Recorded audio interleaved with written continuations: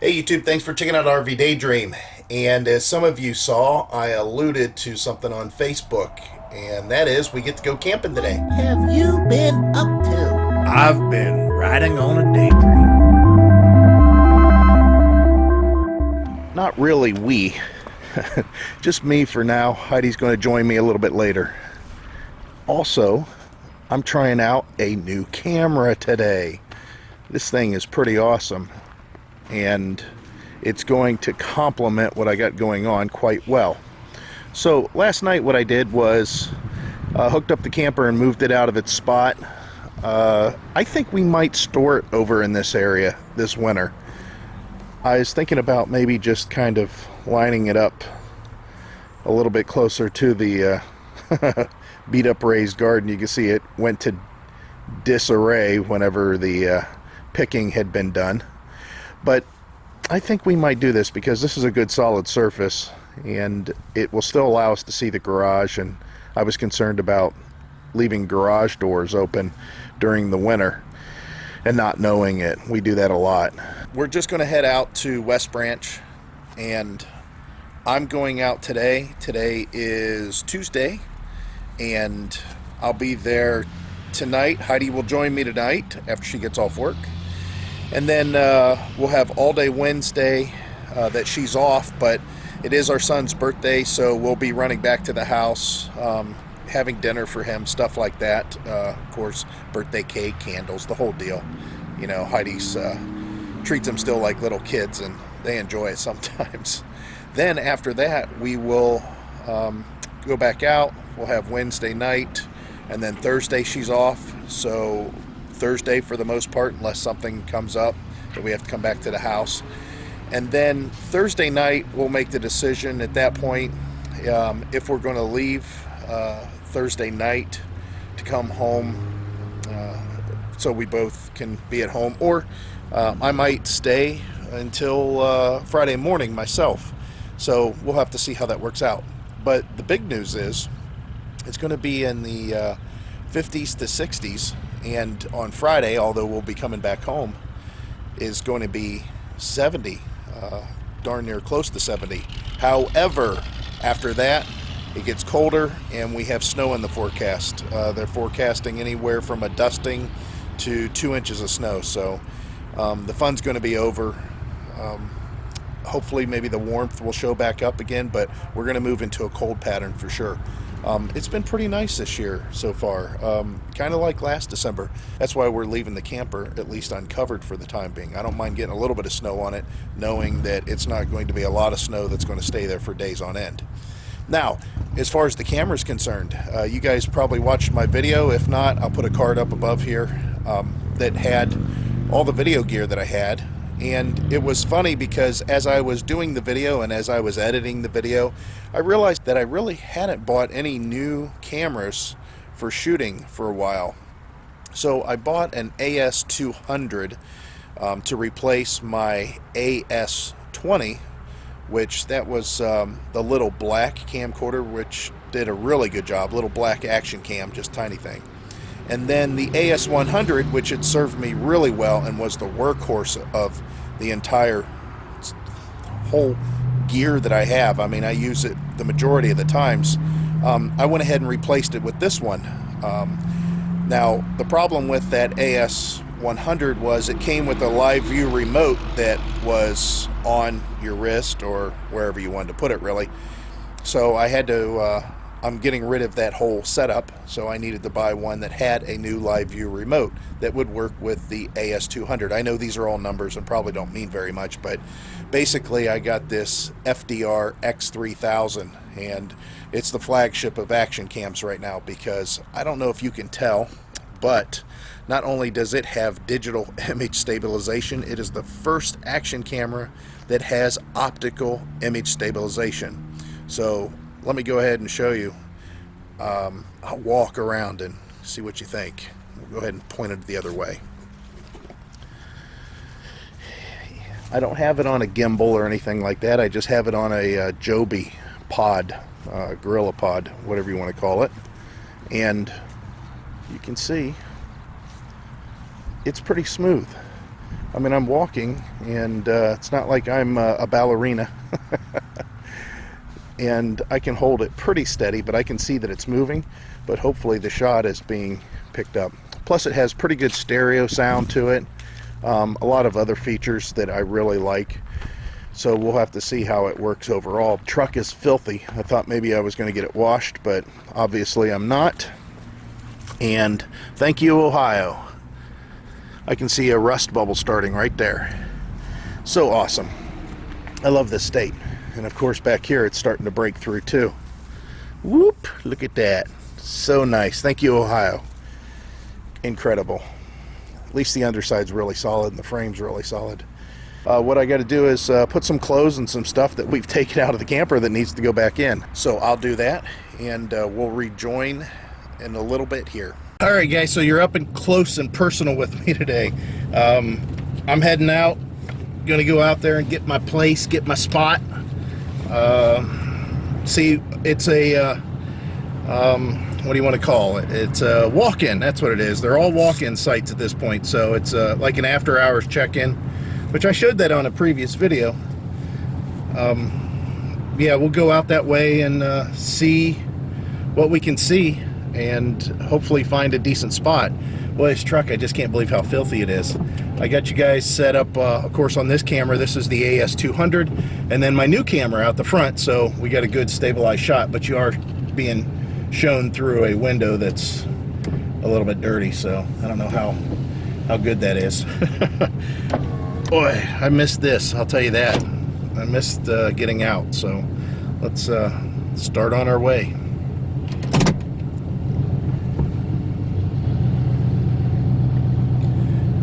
Scrub my brakes. Make sure I scrub off any rust that might be on those drums.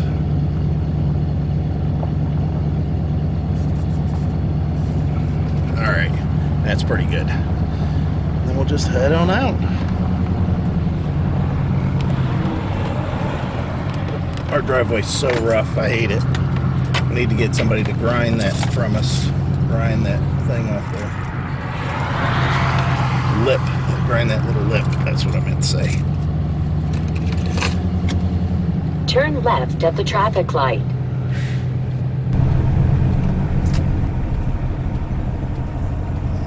Yeah, it just seems like I'm forgetting something. I don't know what exactly, but it just seems like I'm forgetting something.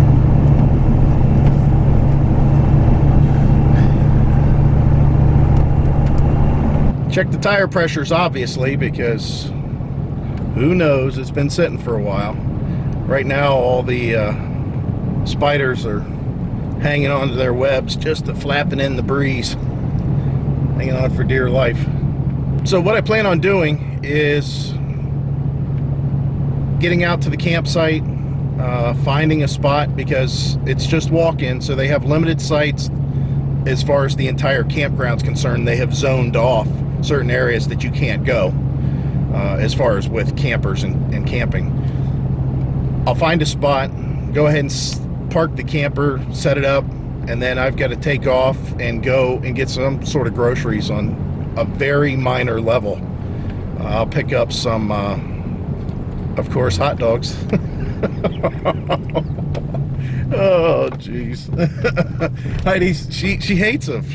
She hates hot dogs, and I can say that I hate cheap hot dogs. I don't like, I can eat them, but I like all beef hot dogs, and sometimes they're a little greasy, so you got to make sure you get some good ones. So yeah, I have to go get some groceries, some water, stuff like that, and then I'll come back to the campground and finish setting up or whatever is needed at that point. I'm going to pull in here. I will grab the after hours check-in or the winter camping check-in paperwork, check to see what sites they have available, which I'm sure it's in that same loop as it was last year, and then there's a couple of odd ones out somewhere else. I'm going to disconnect the sway control. I'm also going to disconnect the load distribution bars, so if I get to a site and it's kind of a tight fit, I can back in and not worry about anything binding up. there's not a lot of people checking in, so I don't have to worry about being in anybody's way or anything like that.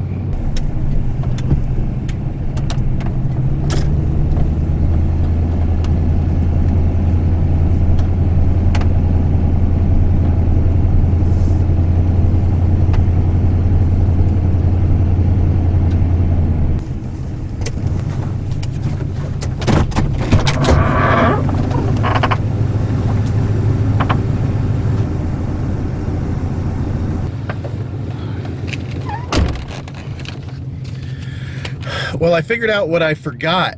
I said, oh, it seems like I'm forgetting something. My cap. I left my truck cap open. Good thing I didn't have any sharp corners. There's enough distance that it would take a pretty sharp corner for the truck cap, the lid, the window, the door to actually hit the camper. So let's go find our spot. We're all set up. We're in spot number 8. I didn't really show too much of the backing up because that's kind of boring.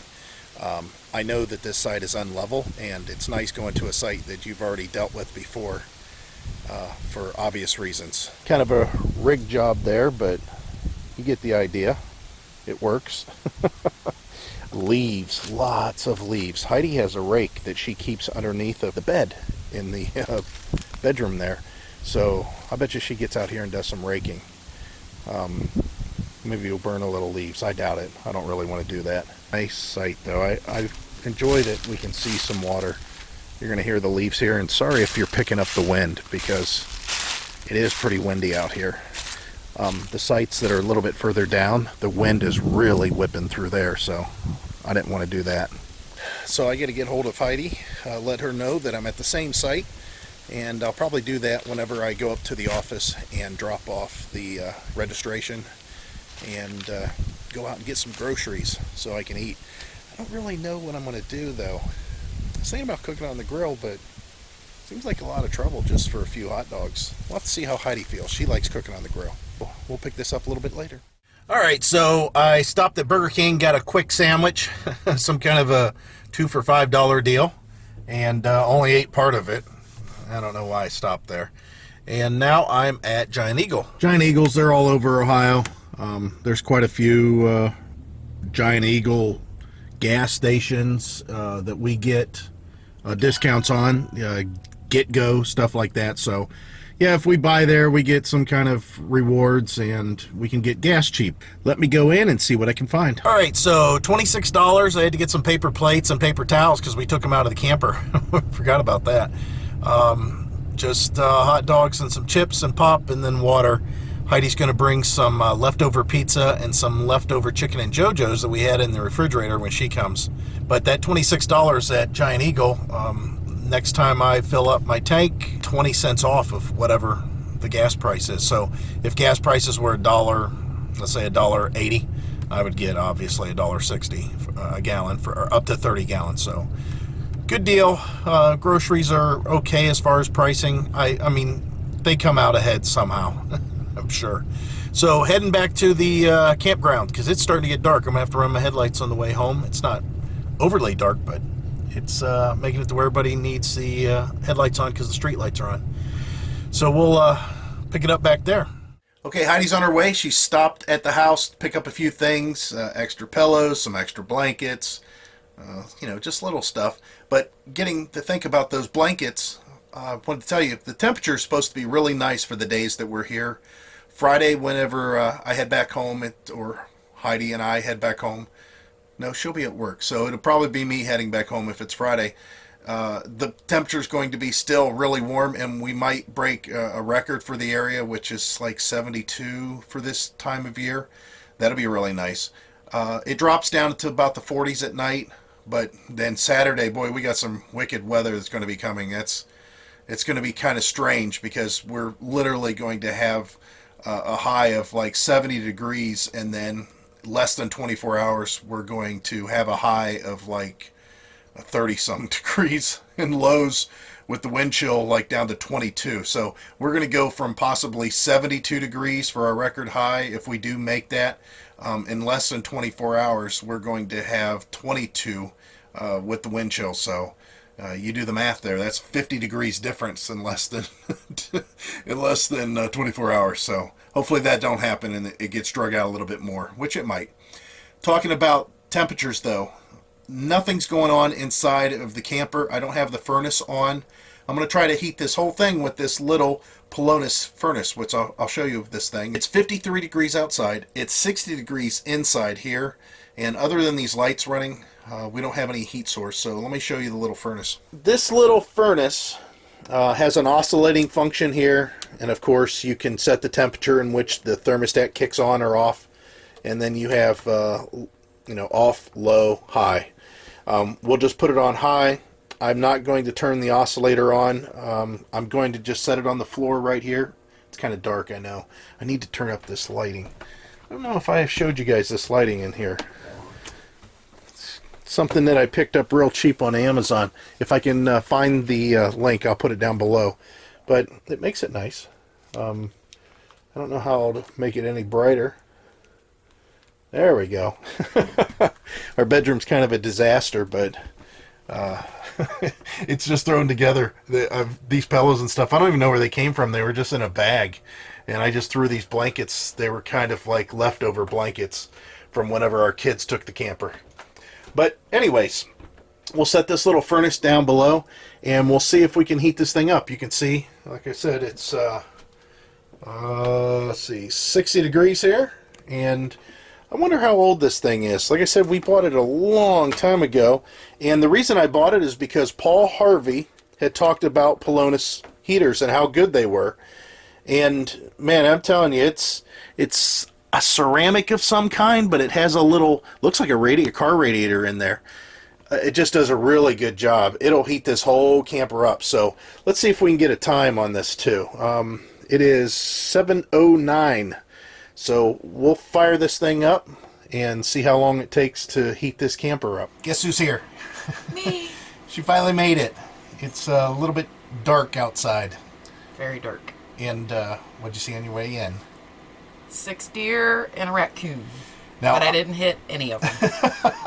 I told her to be careful because it was That awful. was just in the park. I seen nothing on the drive-in. Yeah, you seen all the hunter cars and stuff? Well, they're not going to be out now because it's too dark.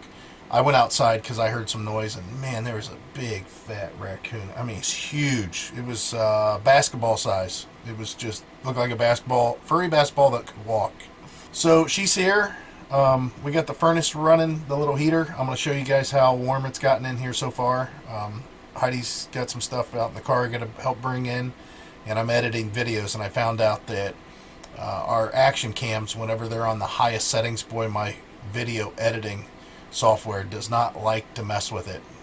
It's just slow to move it because these things will do 50 megabit, I believe it's megabit per second as far as the information that's being stored. So normally I shoot in 60 frames per second, but like at 28 megabits.